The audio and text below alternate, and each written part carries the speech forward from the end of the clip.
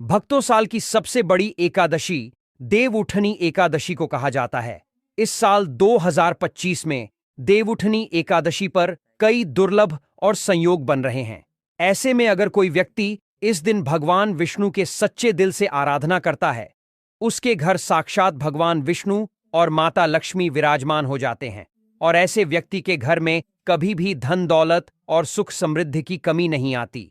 ऐसे घर में धन का प्रभाव हमेशा बना रहता है। जिस व्यक्ति के घर पर भगवान विष्णु और माता लक्ष्मी का आशीर्वाद होता है, उस घर के देव उठनी एकादशी पर इस शुभ मुहूर्त में करें भगवान विष्णु की उपासना।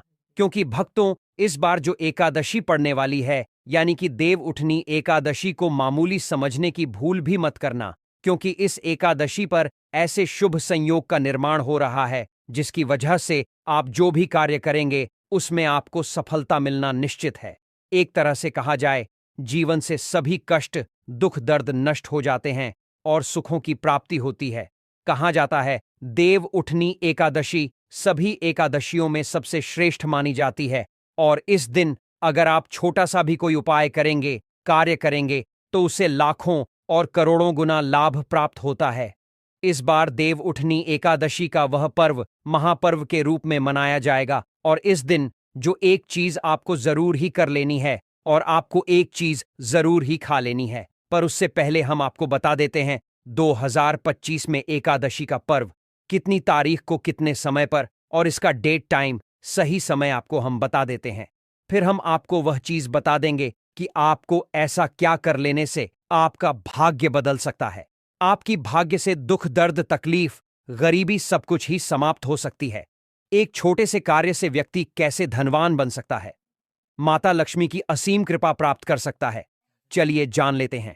सबसे पहले वैदिक पंचांग के अनुसार कार्तिक शुक्ल पक्ष की एकादशी तिथि के दिन देव उठनी एकादशी व्रत का पालन किया जाता है। इस दिन भगवान विष्णु की विशेष उपासना की जाती है। हिंदू धर्म में एकादशी व्रत का विशेष महत्व है। भक्तों, आगे बढ़ने से पहले अगर आप भी चाहते हैं कि लक्ष्मी माता का आशीर्वाद आप पर बना रहे, तो इस वीडियो को एक लाइक करें और आपके अपने चैनल को सब्सक्राइब कर लें और कमेंट बॉक्स में जय लक्ष्मी माता जरूर लिखें और साथ ही आप अपनी राशि को कमेंट बॉक्स में जरूर लिख दें, क्योंकि हम राशि से जुड़ा भाग्य भी बताते हैं और भाग में चल रही परेशानियों को तत्काल दूर करने के लिए आसान से आसान उपाय भी बताते हैं। इसलिए आप अपनी राशि कमेंट बॉक्स में जरूर लिख दें। धार्मिक मान्यताओं के अनुसार जो व्यक्ति एकादशी व्रत का पालन करता है, उन्हें सभी प्रकार के कष्ट और दुखों से मुक्ति प्राप्त हो जाती है। बता दें कि प्रत्येक वर्ष कार्तिक मास के शुक्ल पक्ष की एकादशी तिथि के दिन देव उठनी एकादशी व्रत का पालन किया जाता है। इस वर्ष यह व्रत 2 नवंबर 2025 रविवार के दिन रखा जाएगा। इस विशेष दिन पर पूजा पाठ के लिए कुछ शुभ योग का निर्माण हो रहा है। आइए जानते हैं किस समय करें। देव उठनी एकादशी पर भगवान विष्णु की उपासना। देव उठनी एकादशी 2025 शुभ मुहूर्त। वैदिक पंचांग के अनुसार कार्तिक शुक्ल पक्ष की एकादशी तिथि 1 नवंबर 2025 को सुबह 9:11 पर शुरू हो रही है और 2 नवंबर 2025 को सुबह 7:30 पर खत्म हो रही है। और इस दिन ब्रह्म मुहूर्त और अभिजीत मुहूर्त जैसे शुभ योगों का निर्माण हो रहा है। ब्रह्म मुहूर्त सुबह 4:50 से सुबह 5:41 तक रहेगा और अभिजीत मुहूर्त सुबह 11:45 से दोपहर 12:30 के बीच रहेगा। इन दोनों ही मुहूर्त को पूजा पाठ के लिए बहुत ही उत्तम माना जाता है। एकादशी व्रत के दिन भगवान विष्णु की उपासना अभिजीत मुहूर्त में की जाती है, जो इस दिन सुबह 11:45 से दोपहर 12:30 के बीच रहेगा। इसके अलावा इस दिन सूर्योदय सुबह 6:33 पर होगा और सूर्यास्त शाम 5:36 पर होगा, जबकि चंद्रोदय दोपहर 2:49 पर होगा। इन सभी शुभ मुहूर्तों में पूजा करने से भगवान विष्णु की कृपा विशेष रूप से प्राप्त होती है और जीवन में सकारात्मक ऊर्जा का संचार होता है। भक्तों, आप सभी को यह जानना भी बेहद ही जरूरी और खास है कि एकादशी व्रत का क्या है। महत्व शास्त्रों में एकादशी व्रत के महत्व को विस्तार से बताया गया है। धार्मिक मान्यताओं के अनुसार जो व्यक्ति प्रत्येक एकादशी व्रत का पालन करता है, उन्हें समस्त पाप और कष्टों से मुक्ति मिल जाती है और श्री हरि के चरणों में स्थान प्राप्त होता है। एकादशी व्रत के दिन भगवान विष्णु की विधिवत उपासना करने से रोग दोष इत्यादि दूर हो जाते हैं और धन ऐश्वर्य का आगमन होता है। इस दिन तुलसी की उपासना का भी विधान है। वहीं देव उठनी एकादशी के दिन भगवान विष्णु 4 माह के योग निद्रा से जागृत होते हैं, जिस वजह से इस दिन का महत्व और भी बढ़ जाता है। इसके अलावा इस दिन से मांगलिक कार्य जैसे विवाह, सगाई आदि शुरू हो जाते हैं, जो जीवन में नई शुरुआतों का प्रतीक होते हैं। चलिए, अब हम आपको बता देते हैं कि देव उठनी एकादशी के दिन गाय को ऐसी कौन सी चीज खिला देने से व्यक्ति धनवान बन जाता है, करोड़पति बन जाता है, हर एक मनोकामना इच्छा पूरी हो जाती है। भक्तों, वीडियो को पूरा ही देखें। आधा अधूरा से माता लक्ष्मी भी आपसे क्रोधित हो जाएंगी और पूजा का कोई फल आपको प्राप्त नहीं होगा। इस दिन माता लक्ष्मी और भगवान विष्णु की पूजा की जाती है। मान्यता है कि इस व्रत को करने से पापों का अंत होता है। भक्तों, अगर आप भगवान विष्णु माता लक्ष्मी के सच्चे भक्त हैं, एकादशी का व्रत करते हैं, तो कमेंट बॉक्स में जय हरि विष्णु, जय माता लक्ष्मी, जय गौ माता अवश्य लिखें। इतना ही नहीं, व्यक्ति को कई तरह के रोग दोष और आर्थिक समस्याओं से भी छुटकारा मिलता है और अक्षय पुण्य की प्राप्ति होती है। पांडवों ने श्री कृष्ण के मार्गदर्शन में इस व्रत को करके महाभारत युद्ध में विजय प्राप्त की थी। भक्तों, देव उठनी एकादशी के दिन स्वर्ग का दरवाजा खुल जाता है, इसलिए इस दिन किया गया दान पुण्य अन्य दिनों में किए गए दान पुण्य से अधिक फलदायी होता है। वास्तव में 2 नवंबर देव उठनी एकादशी के दिन अगर आप यह उपाय कर लेते हो तो यकीनन आप पर मां लक्ष्मी की कृपा होगी और आप धनवान बन जाओगे। आप धनवान ना बने तो मुझे बताना भक्तों, बस जो उपाय आपको बताया जाए वह उपाय लेना चाहिए। जानते हैं, देव उठनी एकादशी के दिन चुपचाप गाय को खिला दें। यह एक छोटी सी चीज करोड़पति बनेंगे। सभी संकट और कष्टों से मुक्ति, मृत्युदंड, पितृदोष तुरंत होगा खत्म। पूरे साल आपके भरे रहेंगे। अन्न धन के भंडार यूं कहें कि आपकी 7 पुश्तें तक करेंगी। रुपयों पैसों पर राज्य भक्तों, 7 पीढ़ियों तक बैंक बैलेंस बढ़ता चला जाएगा।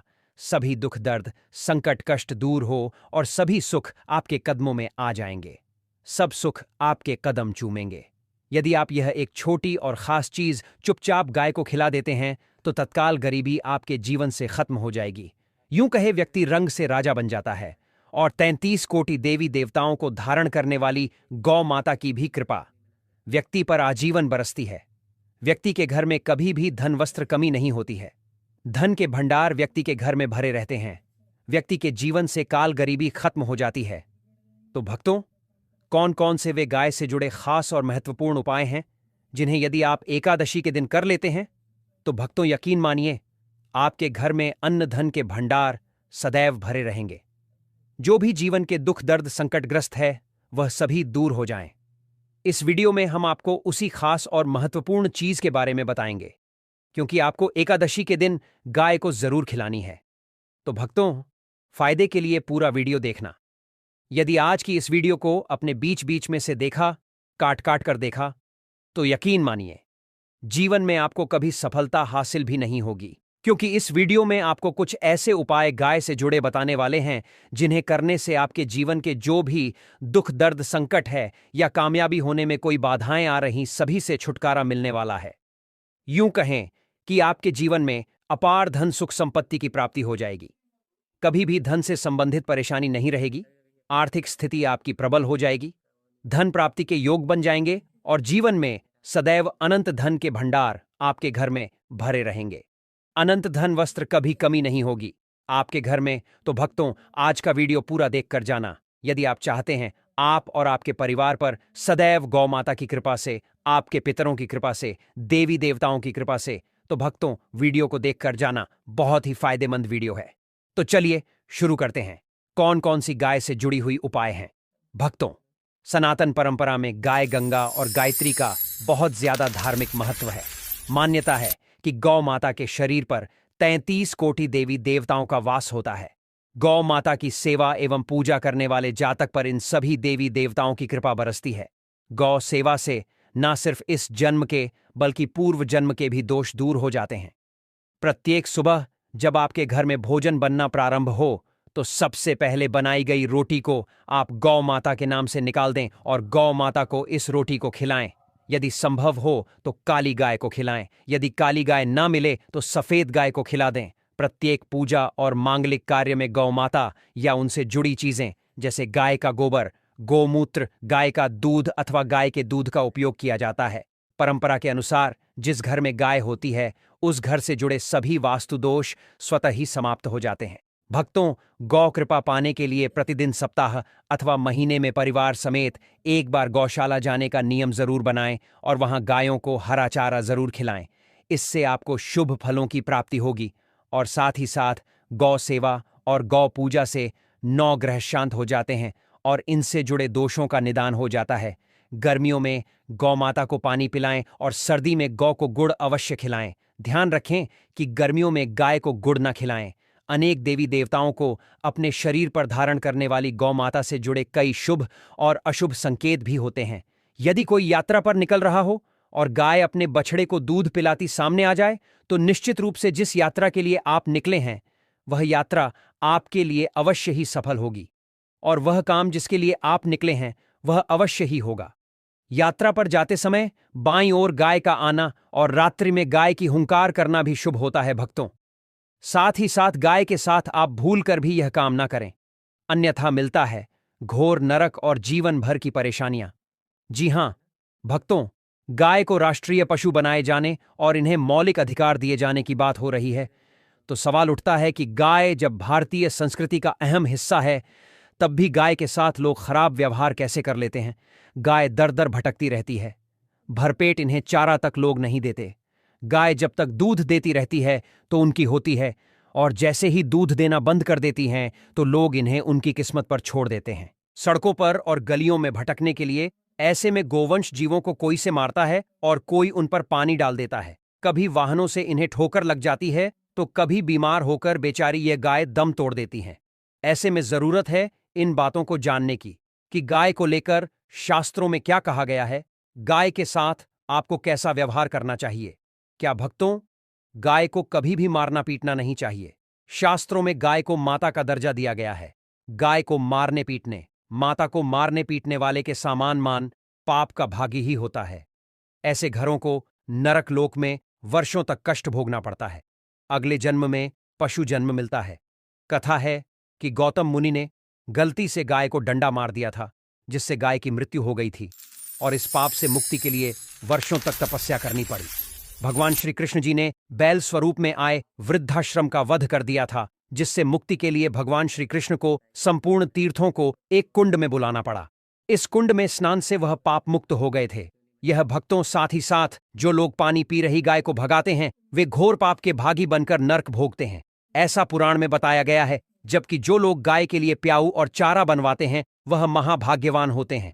ऐसे लोग घोर पाप से मुक्त होकर स्वर्ग पा जाते हैं और बड़े ही धनवान कुल में जन्म लेकर सुख भोगते हैं। और साथ ही साथ आराम कर रही गाय को कष्ट देकर कभी भी उठाना नहीं चाहिए। कहते हैं कि जिस स्थान पर गाय बैठी है वहां से नकारात्मक ऊर्जा समाप्त हो जाती है। गाय के रहने की जगह को जो लोग नियमित साफ रखते हैं वे पूर्व जन्म में किए गए जाने अनजाने में पापों से मुक्त हो जाते हैं और गोलोक में स्थान पाते हैं। गाय को डंडा मारकर उठाना, पानी डालकर उठाने से मनुष्य पाप का भागी बनता है और अगले जन्म में उसे दर दर भटकना पड़ता है। और साथ ही साथ शास्त्रों में बताया गया है कि गाय का दूध उसके बछड़े के लिए होता है। गाय के बछड़े से बचा हुआ दूध ही मनुष्य को लेना चाहिए, परंतु कुछ लोग गाय से एक बार दूध लेने के बाद फिर से बछड़े के लिए बचा हुआ दूध भी दोह लेते हैं। ऐसा करना महापाप कहा जाता है। ऐसे दूध को निकालने वाला और ग्रहण करने वाला दोनों ही पाप के भागी बन जाते हैं। भक्तों, साथ ही साथ शास्त्रों में कहा गया है कि गोवंश यानी गाय और बैल की पीठ पर नहीं बैठना चाहिए। उनकी पीठ पर बैठने से महापाप लगता है। ऐसे लोगों को नरक की यात्रा भोगनी पड़ती है। एकमात्र महादेव के अंश के उत्पन्न नंदी ही गौवंश हैं, जिन पर स्वयं महादेव सवारी करते हैं, जो कि नंदी ने स्वयं अपनी इच्छा से महादेव की सवारी बनना स्वीकार किया था। और साथ ही साथ शास्त्रों में गाय के दान को बहुत ही महत्व दिया गया है, परंतु ऐसी गाय का दान कभी नहीं करना चाहिए जो बूढ़ी और बीमार हो। नचिकेता की कथा भी इस संदर्भ में है कि जिस नचिकेता ने पिता द्वारा बूढ़ी गाय को दान करने पर आपत्ति जताई थी, दूध देने वाली और बछड़े सहित जो लोग गाय का दान करते हैं वे स्वर्ग में स्थान पाते हैं। भक्तों, साथ ही साथ सूर्य, चंद्र, मंगल या शुक्र की युति राहु से होकर संबंध पिता से एवं केतु का संबंध रक्त से होने के कारण सूर्य यदि शनि, राहु और केतु के साथ स्थित हो या दृष्टि संबंध हो तथा मंगल की युति राहु या केतु से हो तो पितृदोष होता है। इस दोष से जीवन संघर्षपूर्ण बन जाता है।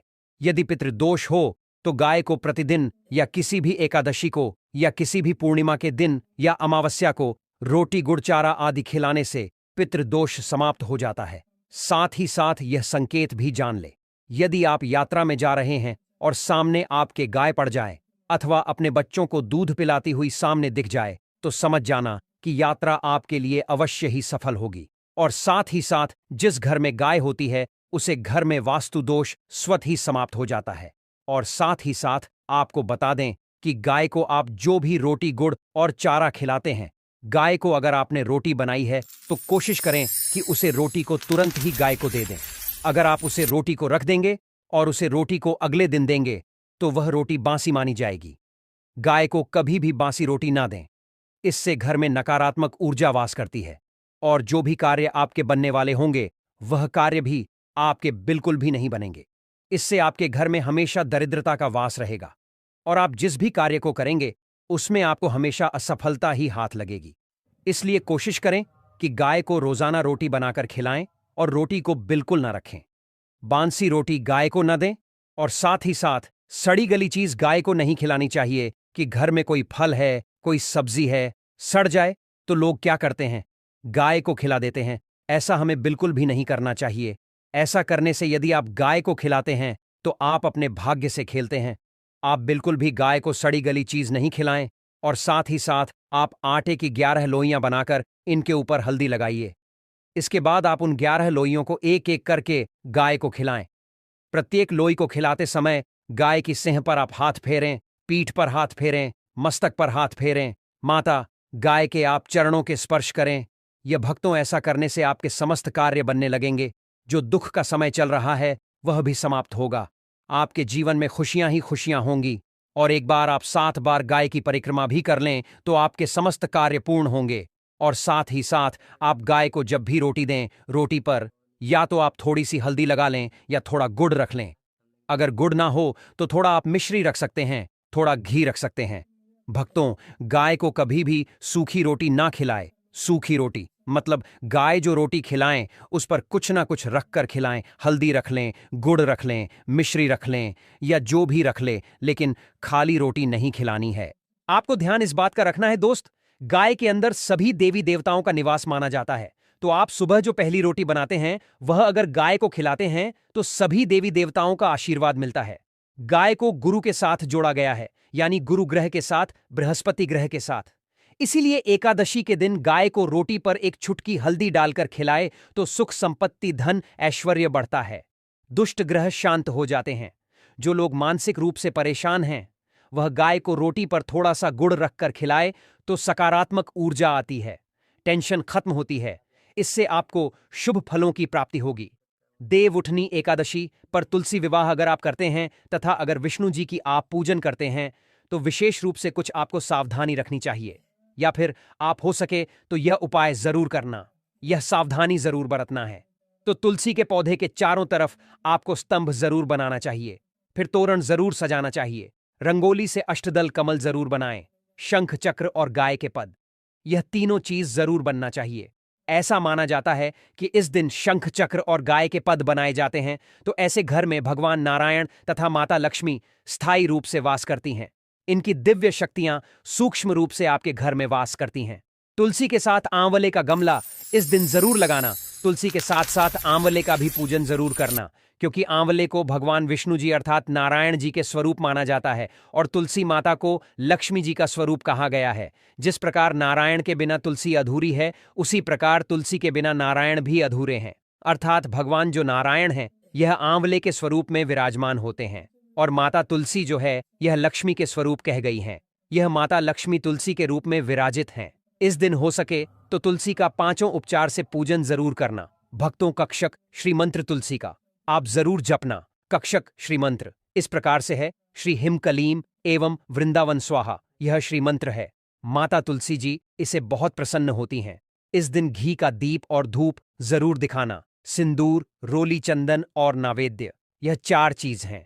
तुलसी माता को चढ़ाने से माता अखंड सौभाग्यवती का वरदान देती हैं। पुरुष चढ़ाते हैं तो ऐसे पुरुष के जीवन में फिर विष्णु जी की कृपा से कमी नहीं होती है। ऐसे पुरुष धर्म के मार्ग में चलने वाले होते हैं। धन की कमी कभी नहीं होती। हो सके तो इस दिन तुलसी माता को वस्त्र अलंकार से सुशोभित वस्त्र अलंकार आपको भेंट करना है। भक्तों, लक्ष्मी जी का स्तोत्र या दामोदर स्तोत्र, यह जो पाठ कह गए हैं, यह आपको जरूर करना चाहिए। तुलसी के चारों ओर दीपदान जरूर करें। ऐसा माना जाता है कि जो भी व्यक्ति तुलसी को एकादशी की तिथि में दीपदान करते हैं चारों तरफ, तो ऐसे व्यक्ति को मृत्यु के पश्चात कभी भी अंधेरे की प्राप्ति नहीं होती। का मतलब है कि आप जो दीपदान करते हैं वह दीप प्रकाशित होते हुए आपकी जीवात्मा को स्वर्ग तक पहुंचने में मदद करते हैं। हो सके तो इस दिन दीपदान जरूर करें, और दान करने से हमारे पूर्वज की आत्मा को भी शांति मिलती है। जो हमारे पूर्वज किसी कारणवश भोग रहे, किसी कारणवश उन्हें स्वर्ग की प्राप्ति नहीं हो रही, तो दीपदान करने से उन्हें स्वर्ग की प्राप्ति होती है। भक्तों, एकादशी के दिन भगवान विष्णु जी को तुलसी जरूर चढ़ाना चाहिए। ऐसा माना जाता है कि इस दिन एक तुलसी का पत्ता चढ़ाने से 6000 गोदान के बराबर की प्राप्ति होती है। भगवान नारायण को इस दिन केवल एक तुलसी का पत्ता चढ़ाने से असंख्य गोदान के बराबर पुण्य की प्राप्ति होती है। लेकिन आज के दिन जान लीजिए, अर्थात इस दिन देव उठनी एकादशी के दिन गलती से भी तुलसी का पत्ता नहीं तोड़ा जाता, जो कि पत्ता आपको पहले से ही तोड़कर रखना है। जिन दंपतियों के यहां संतान ना हो, तो ऐसे व्यक्ति तुलसी नमस्कार जरूर पढ़ें, इससे संतान की प्राप्ति होती है। तुलसी नमस्कार के पाठ से सिर्फ शीघ्र ही, जिनका विवाह नहीं हो पाता तो उनके शीघ्र ही विवाह हो जाता है, बल्कि जो व्यक्ति विच्छेदन हो चुके हैं, जिनका कोर्ट कचहरी के मामले में कोई बड़ा केस अगर चलता है, तो वह समस्या भी दूर हो जाती है। भक्तों, नए घर में तुलसी का पौधा इस दिन लगने से श्री हरि भगवान विष्णु जी बहुत प्रसन्न होते हैं, और ऐसे घर में सभी प्रकार की मंगलकारी चीज प्रदान करते हैं। नौकरी पाने के लिए, कारोबार में तरक्की के लिए, या फिर हो सके तो अपने जीवन में उन्नति के लिए तुलसी का पौधा पीले कपड़े में बांधकर ऑफिस या दुकान के आसपास में जरूर रखें। इससे आपको नौकरी में, कारोबार में प्रमोशन मिलेगा, आपको हर कार्य में तरक्की मिलेगी। आप अपने घर में भी यह कार्य कर सकते हैं, देव उठनी एकादशी पर। इस दिन आप हो सके तो भगवान विष्णु के मंदिर में जाकर विष्णु सहस्रनाम का पाठ भी जरूर करें, क्योंकि इससे जीवन में स्थिरता आती है और सभी बाधाएं दूर हो जाती हैं। इसके अलावा इस दिन फलाहार करके व्रत रखने से शरीर की शुद्धि होती है और मन में शांति का वास होता है। याद रखें कि देव उठनी एकादशी न केवल धार्मिक महत्व रखती है, बल्कि यह हमें प्रकृति और जीवों के प्रति दया और सेवा का पाठ भी सिखाती है। तो भक्तों, इस महापर्व को पूरे उत्साह से मनाएं और अपने जीवन को सुखमय बनाएं। भक्तों, यह तमाम जानकारी जन रुचि को ध्यान में रखकर दी जा रही है। वास्तु शास्त्र के उपाय को अपनी आस्था और विश्वास पर आजमाएं।